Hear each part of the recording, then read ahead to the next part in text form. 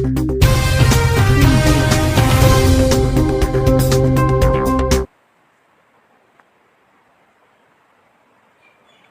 friends, this is Mudassir. In this lecture series we are going to discuss related to educational sociology.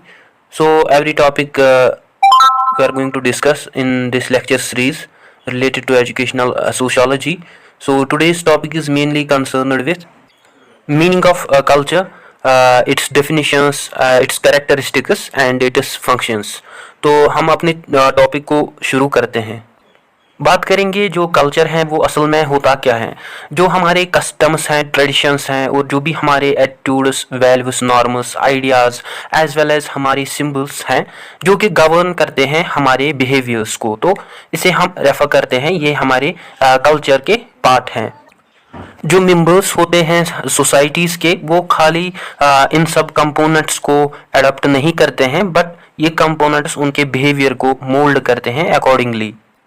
जैसे हम अगर अपनी बात करें, हम एक समाज के सदस्य हैं because of our traditions, customs जो कि कॉमन हमें देखने को मिलते हैं, जो कि पास डाउन हुए हैं from the one generation to the another generation through the process of socialisation.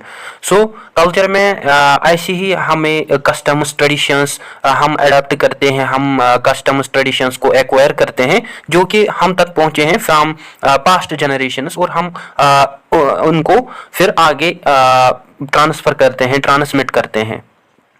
ये जो कॉमन पैटर्न्स हैं ये डिज़ाइन करते हैं हमारे कल्चर को। इसके थ्रू हम अंडरस्टैंड करते हैं specific behaviour patterns of the human beings और उनके सोशल रिलेशनशिप्स को। बात करते हैं मीनिंग ऑफ कल्चर की। जो कल्चर है इसे हम समटाइम डिस्क्राइब करते हैं कि कोई पर्सन हाईली कल्चर्ड पर्सन होता है बिकॉज उसके कुछ फीचर्स हम देखते हैं, जैसे कि उसकी स्पीच हम चेक करते हैं, या उसके मैनर्स, या उसका म्यूजिक, पेंटिंग या टेस्ट ऑफ लिटरेचर जो कि डिस्टिंग्विश करते हैं, उसको अलग दिखाते हैं फ्रॉम अदर्स। सो इस सेंस में जो कल्चर है ये रेफर करता है, ये कई तरह के कैरेक्टरिस्टिक्स हमें देखने को मिलते हैं within the individual. So culture को हम आइडेंटिफाई करते हैं through aesthetics, fine arts such as drama की अगर हम बात करें, म्यूजिक या डांस की अगर हम बात करें, सो इन सब चीज़ों से हम कल्चर को आइडेंटिफाई करते हैं। सो कल्चर को हम रेफर करते हैं the sum of human beings, उनके जो भी वेज ऑफ लाइफ होते हैं और जो भी उनके बिहेवियर्स होते हैं, उनके बिलीफ्स, फीलिंग्स, थॉट्स होते हैं जो कि वो एक्वायर करते हैं as a social beings. So culture को हम आइडेंटिफाई करते हैं डिफरेंट नंबर ऑफ वेज से। सो कई तरह के सोशोलॉजिस्ट्स और एंथ्रोपोलॉजिस्ट्स डेफिनेशंस देते हैं रिगार्डिंग द कल्चर। सो अगर हम one of the most comprehensive definition of the culture term की बात करें जो कि प्रोवाइड की है ब्रिटिश एंथ्रोपोलॉजिस्ट एडवर्ड टाइलर ने, सो उसने डिफाइन किया है कल्चर को, ये एक ऐसा कम्प्लेक्स होल है जिसमें हम इंक्लूड करते हैं knowledge, arts, beliefs, laws, customs और कई तरह की कैपेबिलिटीज या हैबिट्स जो भी एक्वायर करता है man as a member of society. अगर कैपेबिलिटीज में लैंग्वेज आती है, टेक्निक्स आते हैं फॉर मेकिंग और यूजिंग टूल्स, और इसी तरीके से जो कल्चर है ये कंसिस्ट करता है, ये बनता है लर्नर नॉर्मेटिव बिहेवियर्स के थ्रू, और फिर इसके बाद ये शेयर करता है वेज और patterns of thinking, feeling as well as doing. कई थिंकर्स की ये राय है कि जो कल्चर है ये खाली नॉन मटेरियल पार्ट्स का होता है। अगर हम सदरलैंड और वुडवर्ड की बात करें, जो कल्चर है ये एग्जिस्ट करता है जहाँ पे कम्युनिकेशन होता है। सो ये कंटेंट होता है, इसमें सिंबल्स आते हैं, आइडियाज आते हैं, सो ऑल दीज थिंग्स इसने कल्चर में इंक्लूड किए हैं। सो इससे हमें ये पता चलता है कि जो कल्चर है ये इममेटीरियल या नॉन मटेरियल फिनोमिना है।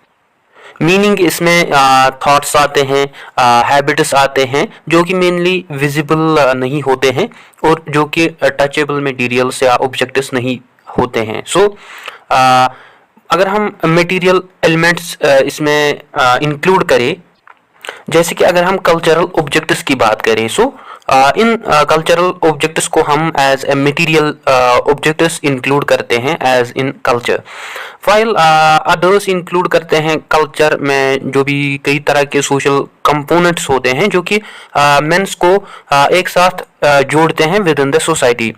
For instance British anthropologist Malinowski include करते हैं डेफिनेशन ऑफ कल्चर में, जैसे कि अगर हम इनहेरिटेड थिंग्स की बात करें जो भी पास्ट टाइम में हमें देखने को मिलती हैं, या आर्टिक्राफ्ट्स या इम्प्लीमेंट्स, कंज्यूमर गुड्स, इसके अलावा सोशल स्ट्रक्चर्स, सो इन सब चीज़ों को इसने कल्चर में इंक्लूड किया है as a material things. According to Cooley, Angell and Carr, वो कहते हैं कि जो कल्चर है ये एंटायर एक्यूमुलेशन है, जैसे कि हम एक्वायर करते हैं नए नए आर्टिफिशियल ऑब्जेक्ट्स या नए नए कंडीशंस जो भी पास्ट में हमें देखने को मिलते हैं, हम उनको एक्यूमुलेट करते हैं, या कई तरह के टूल्स, टेक्निक्स, आइडियाज, सिंबल्स, और इसके अलावा बिहेवियर पैटर्न्स या जो भी पर्टिकुलर होते हैं एक ग्रुप ऑफ पीपल के, जो कि वो प्रोसेस करते हैं अपने अंदर, और फिर वो उन techniques, objects, tools, ideas, symbols या पैटर्न्स ऑफ बिहेवियर को फिर ट्रांसमिट करते हैं from one generation to another generation. So इसमें मैं 2, 3 या 4 और मोर डेफिनेशंस ऐड करूंगा, और ये आप तक हैं, आप एग्जाम में 2 या 3 डेफिनेशंस अगर लिखेंगे तो वो काफ़ी हैं। सो नेक्स्ट डेफिनेशन अगर हम मैक्लीवर की बात करें, वो कहते हैं कि जो कल्चर है ये एक्सप्रेशन है, जो भी हमारे मोड्स ऑफ लिविंग या मोड्स ऑफ थिंकिंग है उसका एक्सप्रेशन होता है। इसमें हमारा लिटरेचर आता है, रिक्रिएशन आती है, और इसके अलावा एन्जॉयमेंट आती है। इसके अलावा E.A. होबेल कहते हैं कि जो कल्चर है ये sum of the total of जो भी हमारी इंटीग्रेटेड लर्निंग बिहेवियर पैटर्न्स होते हैं, या जो भी हमारी कैरेक्टरिस्टिक्स हम लर्न करते हैं from the members of the society, जो कि फिर हमारे बायोलॉजिकल इनहेरिटेंस से हम सीखते हैं। सो इसने इसमें इसको इंक्लूड किया है। एज वेल एज अगर हम एच.टी. मजूमदार की बात करें, वो कहते हैं कि जो कल्चर है ये sum of the total of human achievements हैं, as well as non material things ने इसको इंक्लूड किया है इसमें, और फिर उन्हीं material as well as non material things को फिर ट्रांसमिट करते हैं सोशियोलॉजिकली, या दैट इज बाय ट्रेडिशन या कम्युनिकेशन के through, vertically as well as horizontally. इन्हीं डिफिनीशंस को कंबाइन करके हम डिफाइन करेंगे कि जो कल्चर है ये sum of the total of जो भी ह्यूमन अचीवमेंट्स हैं, और जो भी उसका टोटल हेरिटेज है जो कि ट्रांसमिट हुआ है from one generation to another generation through communication और ट्रेडिशन। सो इसे हम डिफाइन करेंगे as a way of life of the people, जो कि एक सर्टन जोग्राफिकल एरिया में रहते हैं और वो पोजेस करते हैं डिफरेंट लाइफ स्टाइल्स और social patterns of the society, being a direct consequences जो भी वो एक्यूमुलेट करते हैं अपने हेरिटेज के थ्रू, या जो भी वो एक्वायर करते हैं फ्रॉम देयर पास्ट, और वो फिर डिफरेंशिएट होते हैं from one community to another community से अलग वो फिर दिखते हैं। सो ये सब हमें कल्चर की मदद से ही हमें देखने को मिलता है। सो देयरफॉर जो कल्चर है ये moral, intellectual as well as spiritual discipline हमें देखने को मिलता है फॉर एडवांसमेंट, जिसमें हम नॉर्म्स, वैल्यूज को एक्यूमुलेट करते हैं। सो इसमें हम different life style, social pattern सीखते हैं फ्रॉम आवर ग्रुप्स जिससे हम बिलोंग करते हैं। सो ये कल्चर एक ऐसा सिस्टम है जिसमें लर्नड बिहेवियर्स शेयर करते हैं, ट्रांसमिट करते हैं अपना बिहेवियर या शेयर करते हैं among the members of the group. करते हैं बात characteristics of the culture. Few characteristics मैं यहाँ पे मेंशन करूँगा। पहला ही कैरेक्टरिस्टिक है लर्नड बिहेवियर। सो हम मेनली जो कल्चर में हमें लर्नड बिहेवियर का कंसेप्ट देखता है, जैसे कि हम लर्न करते हैं from the behaviours of others. जैसे कि अगर हम बात करें कोई हेयर का स्टाइल कैसे भी रखे आप वैसे ही रखना चाहते हैं, या लाइन में स्टैंड होना, या जोक बोलना, क्रिटिसाइज करना, या मूवी में जाना। सो ये सब कॉन्स्टिट्यूट बिहेवियर्स हैं जो कि हम लर्न करते हैं फ्रॉम आवर एनवायरनमेंट। सो ये बहुत ही कुछ टर्म्स हमें कॉन्शियस देखने को मिलता है, या अनकॉन्शियस लर्निंग हम करते हैं जिसे हम डिस्टिंग्विश करते हैं हमारे जो भी लर्नड बिहेवियर्स होते हैं। जैसे कि अगर हम बात करें, जब एक स्मॉल चाइल्ड लर्न करता है कि कैसे वो हैंडल करे अपने एंग्री फादर को, इसके अलावा वो कैसे रिजेक्शन फेस करे अपने मदर के थ्रू। सो इसी तरह के रिलेशनशिप्स में जो चाइल्ड होता है वो लर्न करता है कि कैसे वो अपने रिलेशनशिप्स को हैंडल करे। सो कई तरह के बिहेवियर्स इसमें हमें ऑब्वियस देखने को मिलते हैं, जैसे कि लोग फुटबॉल खेलने जाते हैं या अपने दोस्तों के साथ मिलने जाते हैं या ड्राइव करना चाहते हैं। सो ये सब बिहेवियर्स हमें ओवर्ट बिहेवियर्स में देखने को मिलते हैं, जो कि बिहेवियर्स विजिबल हमें देखने को मिलते हैं। अदर बिहेवियर्स अगर हम बात करें जो कि लेस बिहेवियर्स होते हैं, जो कि ऐसी एक्टिविटीज़ होते हैं जैसे कि हम प्लान करते हैं अपने अंदर, जैसे कि अगर हम बात करें किसी के दिल में नफरत होना किसी के लिए या कोई एनिमी होता है किसी का, सो ये सब चीज़ें इनविजिबल होती हैं, लेस विजिबल होती हैं। So these sorts of behaviours जो कि ओपनली विजिबल नहीं होते हैं, इन्हें हम कोवर्ट बिहेवियर कहते हैं। So both these types of overt as well as covert behaviour ये लर्नड बिहेवियर्स होते हैं। इसके अलावा सेकंड कैरेक्टरिस्टिक की अगर हम बात करें, जो कल्चर है ये एक एब्स्ट्रैक्ट कंसेप्ट है। एब्स्ट्रैक्ट इन द सेंस जो कल्चर है ये एग्जिस्ट करता है खाली हमारे माइंड्स में और जो भी हमारे हैबिट्स होते हैं as a members of the society. So इसके अलावा जो कल्चर हैं ये शेयर्ड वेज होते हैं, हमारे जो भी डूइंग या थिंकिंग के हैं। सो ये शेयर्ड वेज होते हैं जो कि कई तरह के डिग्रीज दिखाती हैं विजिबिलिटी की। इसी तरह कल्चरल बिहेवियर की डिग्री दिखाते हैं, जिसे हम अरेंज करते हैं हमारी एक्टिविटीज़ को और हमारे जो भी इंटरनल रीजंस हैं कुछ करने के लिए। इसके अलावा मीनिंग मतलब कि हम कल्चर को एज इट इज़ नहीं देख सकते हैं, बट हम इसको परफॉर्म कर सकते हैं एज जो भी हमारे बिहेवियर्स आकर होते हैं हमारी रेगुलर पैटर्न फैशन लाइफ में। सो इसे हम रिगार्ड करेंगे as an abstract concept. Third characteristic की अगर हम बात करें, जो कल्चर है ये एक पैटर्न है लर्नड बिहेवियर का। सो डेफिनेशन से हमें ये क्लियर होता है कि जो कल्चर है ये इंडिकेट करता है जो भी हम लर्न करते हैं from the behaviours of the people. So ये हमें पैटर्न देखने को मिलता है। जो भी पर्सन एक कम्युनिटी में होता है उसका जो भी बिहेवियर होता है वो डिपेंड होता है on particular behaviour of the someone else. वो किसी से सीखता है, वो अपनी फैमिली से, अपनी सोसाइटी से। सो इन दिस पॉइंट जो जनरल रूल है बिहेवियर्स का वो हमें इंटीग्रेटेड और ऑर्गेनाइज्ड देखने को मिलता है related behaviours of the other person, meaning कि हम अदर पर्सन से, other individuals of the society से सीखते हैं और फिर एक्वायर करते हैं अपने अंदर। फोर्थ पॉइंट की अगर हम बात करें, जो कल्चर है ये प्रोडक्ट्स हैं बिहेवियर का। कल्चर जो भी हम लर्न करते हैं वो हमारे प्रोडक्ट्स हैं बिहेवियर का। जैसे कि अगर हम एक पर्सन की बात करें, वो कैसे बिहेव करता है।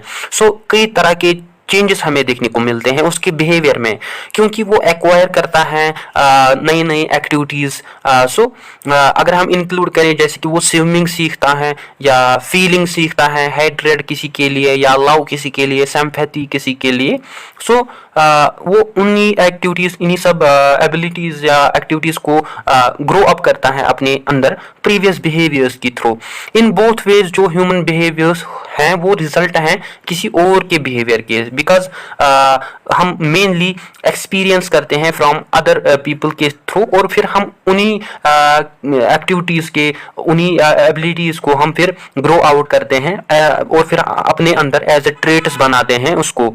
सो ये सब चीज़ें as a products of behaviour के थ्रू हम दूसरों से सीखते हैं।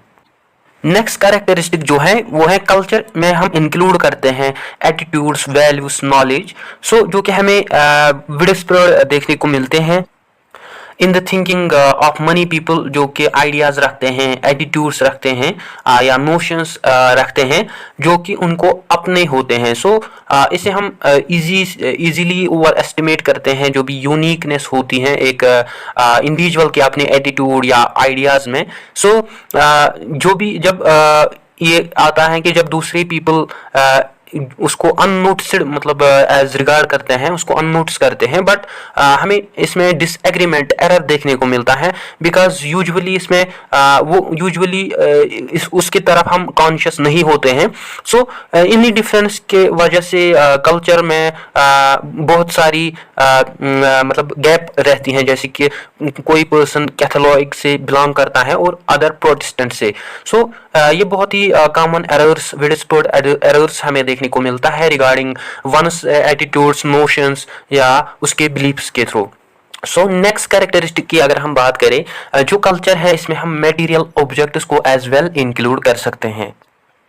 जो मैन है वो क्रिएट करता है ऑब्जेक्ट्स टूल्स, जिसके लिए उनको बहुत सारी स्किल्स चाहिए, जो कि human being gradually build up करता आया from the ages. So man's का जो बिहेवियर होता है वो रिजल्ट हमें देखने को मिलता है कि वो डिफरेंट ऑब्जेक्ट्स क्रिएट करता है। सो मैन ही कुछ इन्वेंट करता है and so on. So occasionally कई तरह के व्यूज हमें देखने को मिलता है जो कि रियली एक स्टील और बैटलशिप में हम इसको इंक्लूड नहीं कर सकते। But all these things first हम जो भी एग्जिस्ट करते हैं इसके अंदर, जैसे कि अगर हम स्टेट ऑफ नेचर की बात करें, सो एज ए मैन वो उन सब चीज़ों को, इन सब ऑब्जेक्ट्स को मॉडिफाई करता है और उनको फॉर्म देता है, एक शेप देता है। सो ये सब चीज़ें हम इसमें इंक्लूड करते हैं। बात करते हैं अगर हम चेयर की एग्जांपल दें, यहाँ पे जो चेयर है वो एज ए ट्री हमें देखने को मिलती थी पहले, फिर उसको किसी ने बनाया, फिर उसको किसी ने शेप दिया। इसी तरह से जो एरोप्लेन हमें दिखता है वो मोर देन हमें पहले आयरन और देखने को मिलती थी, फिर इसको मैन ने बनाया। सो ऑल दीज थिंग्स हम मटेरियल ऑब्जेक्ट्स में इंक्लूड करते हैं जो कि मैन खुद बनाता है। So the man's behaviour results in creating objects. Next characteristic की अगर हम बात करेंगे, जो कल्चर है ये शेयर्ड एमंग होता है members of the society. So culture में हमें लर्नर बिहेवियर का कंसेप्ट देखने को मिलता है, जो कि यूजुअली फ्यू पर्सन्स या ओनली वन पर्सन अडेप्ट नहीं करता, लर्न नहीं करता, बट हमें लार्ज पोर्शन ऑफ पॉपुलेशन उसको अडेप्ट करते हुए देखने को मिलती है।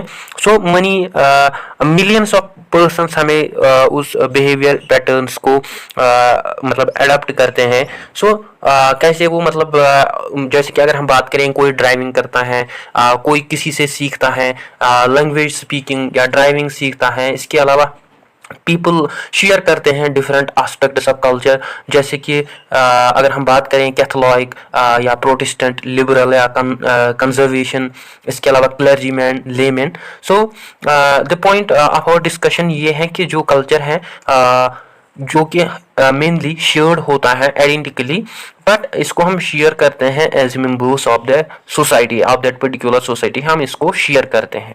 नेक्स्ट अगर हम बात करें, जो कल्चर है ये परवेसिव कंसेप्ट हमें देखने को मिलता है। Culture pervasive concept here means इसमें हम मेनली एक्शन करते हैं, रेस्पॉन्स करते हैं, जो कि टच करता है every aspect of our life. अगर हम परवेसिवनेस इन कल्चर की बात करें, जो कि मैनिफेस्ट होती है इन टू वेज। फर्स्ट अगर हम बात करें, जो कल्चर है ये प्रोवाइड करते हैं हमारे जो भी अनक्वेश्चनड कंटेक्स्ट होते हैं इंडिविजुअल के, जो कि मेनली अपॉन इमोशनल एक्शंस होते हैं हमारे। So sorry, not only emotional actions हमारे होते हैं, बट जो भी हमारे एक्शंस होते हैं, जो भी हम जो भी गवर्न करते हैं कल्चरल नॉर्म्स। सेकंड, जो कल्चर है ये प्रिवेड करता है, इसमें सोशल एक्टिविटीज आते हैं as well as social institutions आते हैं।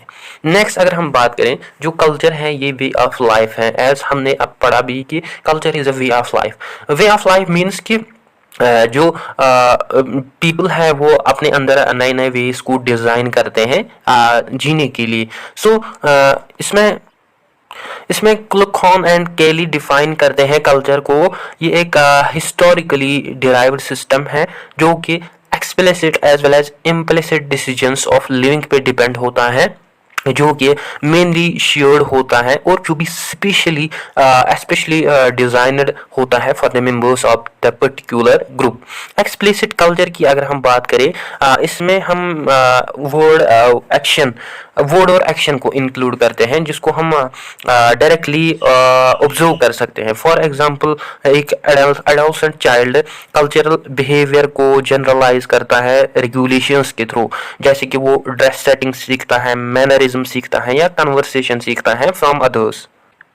इम्प्लिसिट कल्चर वो कल्चर होता है जो कि मेनली एब्स्ट्रैक्ट फॉर्म्स में हमें देखने को मिलता है, जो कि क्वाइट ऑब्वियस नहीं होते हैं, जो कि हम मतलब हमें अंदरूनी मतलब जैसे कि मैंने example the hatred, anger, so all these things implicit culture में हम इसको इंक्लूड कर सकते हैं।